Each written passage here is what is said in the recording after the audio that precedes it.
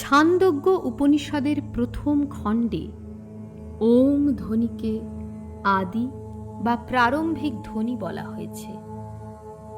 ওম শব্দটি সংস্কৃত অব ধাতু থেকে উৎপন্ন, যা একাধারে 19টি ভিন্ন ভিন্ন অর্থে প্রযোজ্য।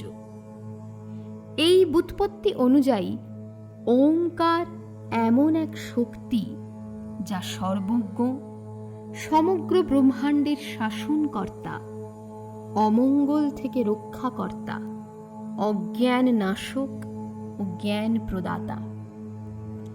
ওমকারকে ত্রয়ক্ষরও বলা হয়, কারণ এটি 3টি মাত্রা যুক্ত: অকার, উকার ও মকার।